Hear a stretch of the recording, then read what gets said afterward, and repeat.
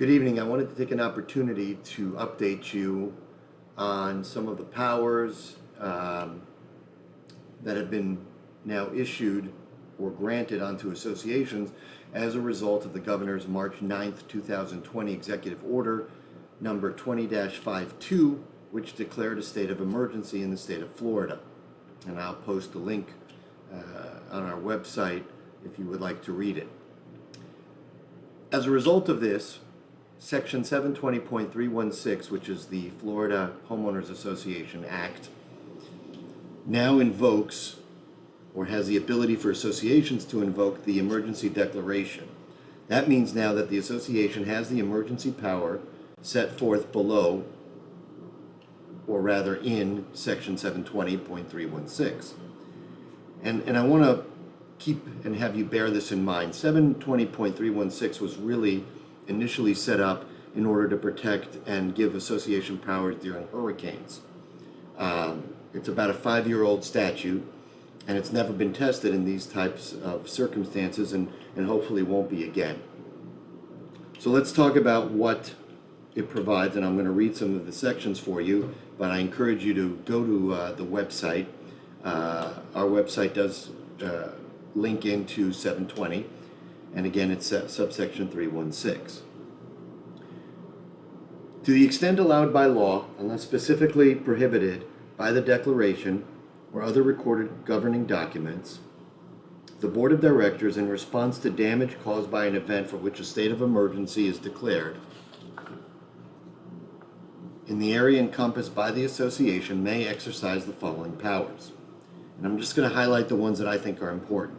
Conduct board or membership meetings after notice of the meeting and board decision is provided in as practical a manner as possible, including via publication, radio, United States mail, the internet, public service announcement, conspicuous posting on the association's property, or any other means the board deems appropriate under the circumstances. This goes back to what we talked about earlier today, where I suggested that one, the board can conduct certain meetings and ratify them, like spoke of, and I expressed to you this morning. The association can implement a disaster plan before or immediately following the event for which a state of emergency is declared. This may include, but is not limited to, turning or shutting off elevators, electricity, water, sewer, security systems, or air conditioners for the association's buildings. Now, in most homeowner association circumstances, this won't be an issue, but it does give you an ability, if your homeowners association has, for instance, a clubhouse or some type of recreational facility that is used by the membership, to shut it down, effectively protecting people from congregating in such places in violation of the CDC's guidelines. Based upon the advice of emergency management officials or upon the advice of licensed personnel retained by the board, determine any portion of the association's property unavailable for entry or occupancy by owners or their families, family members, tenants, guests, agents, or invitees, again, and most importantly, to protect the health, safety, and welfare. Again, I think this goes back to what I spoke of this morning with regards to playgrounds, tennis courts, basketball courts, pool areas. The association has broad powers to implement this, and it's very important that you make these considerations. One, you want to ensure that all the members know that the association in no shape, manner, or form is ever going to be responsible for one person contracting the virus from another. Rather, the association wants to ensure that all of its members, guests, invitees knows that there's a risk, and this risk is obviously a prominent risk in the community at this point, and you need to take it seriously. So the association could shut down these areas, or alternatively, the association could announce that these areas are being used by members at their own risk and peril.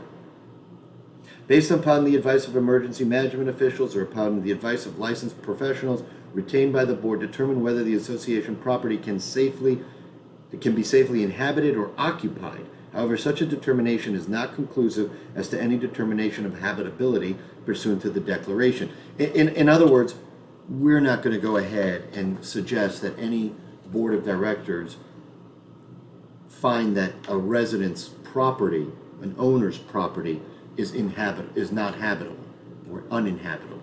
Rather, what we are saying is that we want to ensure that portions of the association's property, so we're talking again, clubhouse, pool areas, meeting rooms, gyms, any type of enclosed area and some open areas may not be habitable, and the association can close them off or put some notices up.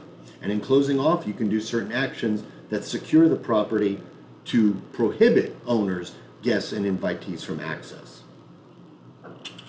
So there are other portions of this that, again, I don't think are important at this point, from borrowing money to doing certain actions. Again, depending on how the association is able to pay its bills, fund itself to take care of those expenses and utilities and services that are provided to the community, those won't come into action. The association should be cognizant of the fact that there are going to be owners, members that will not be able to pay. We anticipate, unfortunately, that collections and foreclosures will considerably increase in many communities. What we suggest is that within reason, that the board work with its members on certain payment plans, extension of times to pay, get into written agreements that allow certain owners, fairly and equally, not selectively, to extend some of their payment options. We would want to do this in some type of written agreement where the owner understands that these are not open-ended agreements or open-ended representations, and that's why this should always be in writing. Listen, this is a very difficult time. It's very scary for all of us, including those of us working at the firm, the attorneys, the employees, the staff. Everyone is concerned for their own families, but we're also concerned for our clients. And we want you to know that we're here for you, and we want to answer your questions, and we want to be a resource for you if possible. Thank you so much. Have a wonderful night, and please don't hesitate to contact us. All the best.